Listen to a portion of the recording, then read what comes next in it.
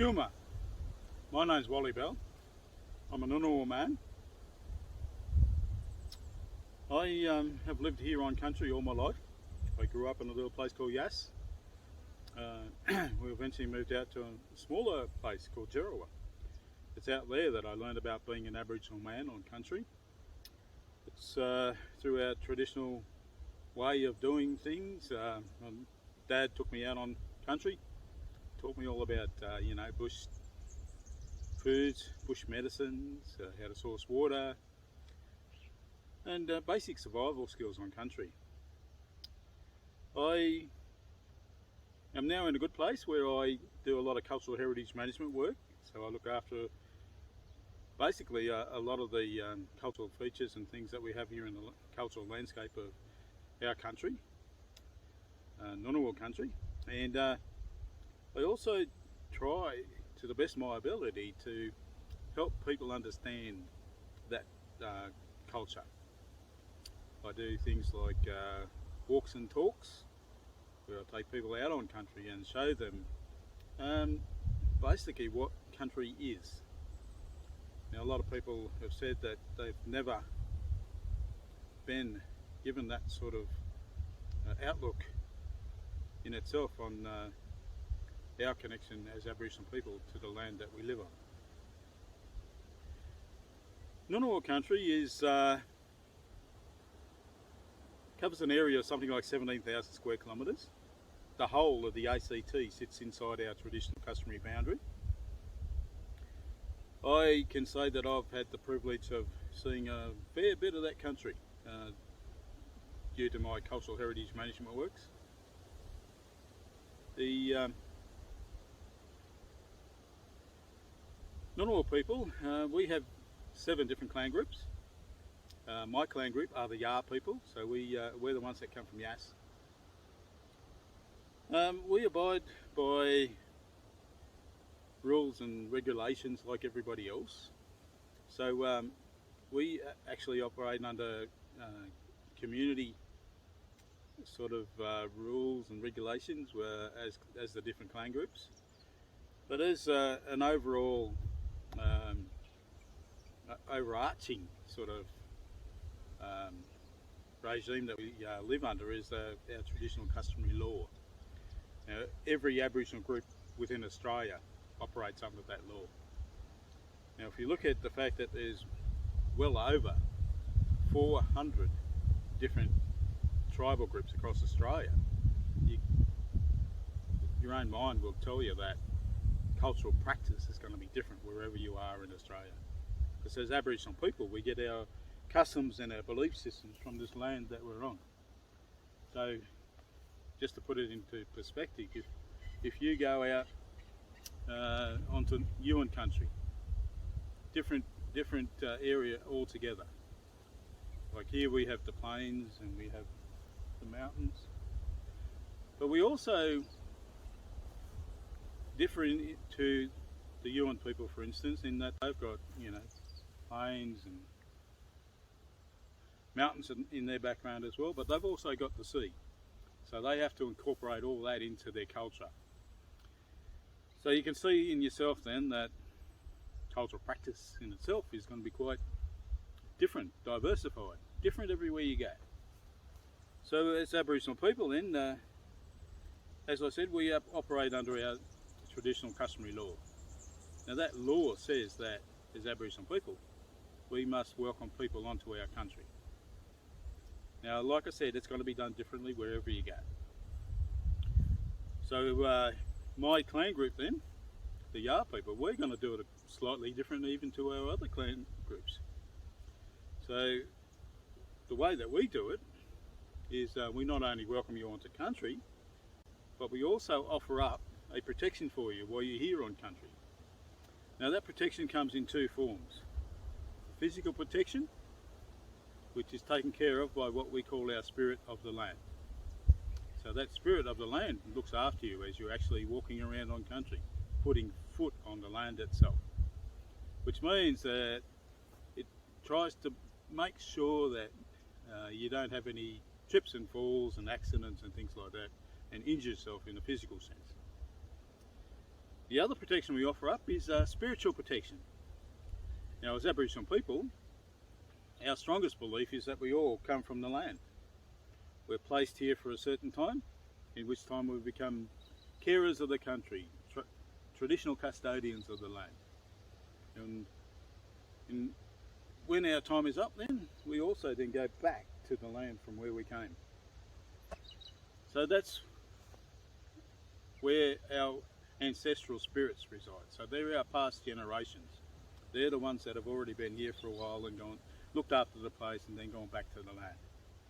Now, we've occupied this area for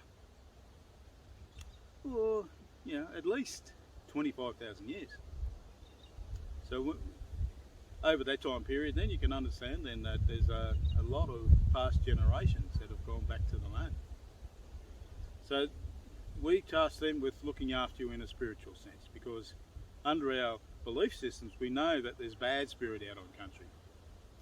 Now that spirit you can't see or touch or anything like that, but everybody watching knows that they have their own personal aura.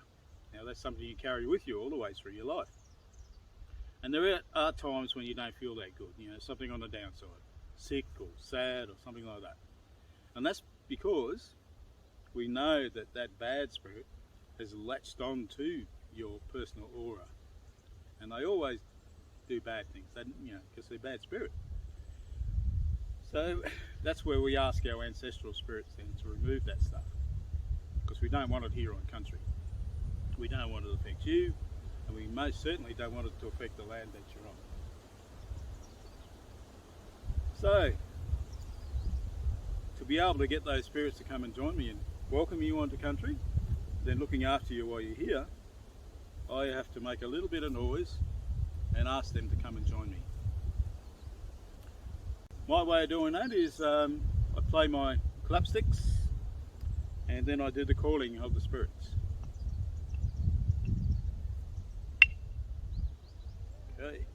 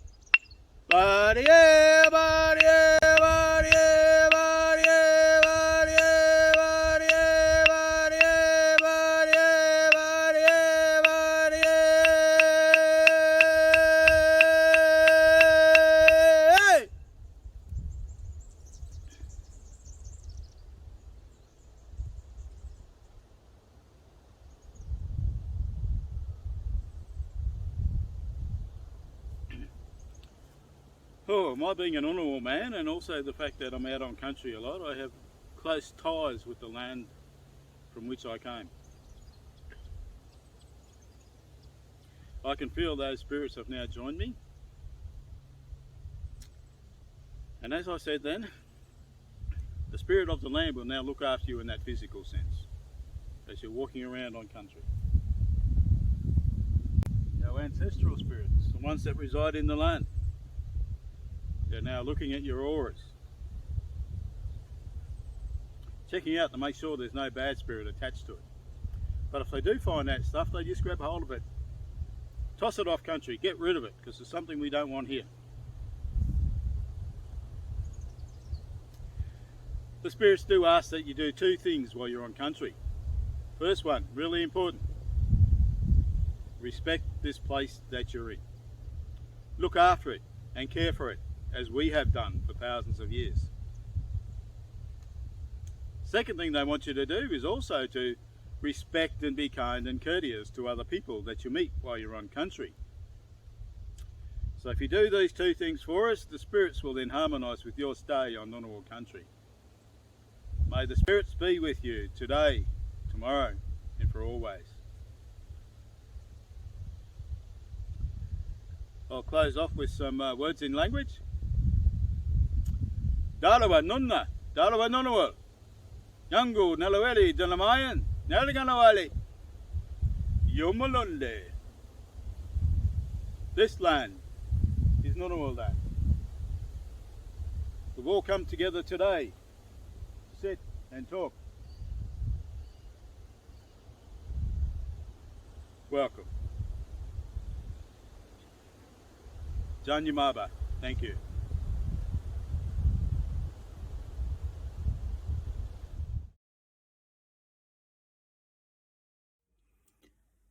Hello, my name's Lesley Head and I'm the President of the Australian Academy of Humanities. On behalf of the Academy, I want to warmly welcome you to our symposium, Culture, Nature, Climate, Humanities and the Environmental Crisis. I live and work on Wurundjeri land and I acknowledge the traditional owners of these lands. I also acknowledge that what we've come to call the climate crisis is inextricably linked to the ongoing crisis of colonialism. We know from humanities research that we can't pursue climate solutions unless we're also pursuing justice for the many peoples who've been dispossessed in the process of fossil fuel extraction. By the time you're watching this video, the COP26 meeting in Glasgow will have ended and we'll have a better idea of the strength of international commitments, including Australian commitments to action on climate change. But whatever that meeting has decided, policy initiatives are not sufficient on their own to generate the level of transformative change needed. Humanities perspectives offer new lenses on the social and cultural dimensions of the climate crisis. This week we'll also discuss and see the role of the creative arts in contributing to wider societal transformations.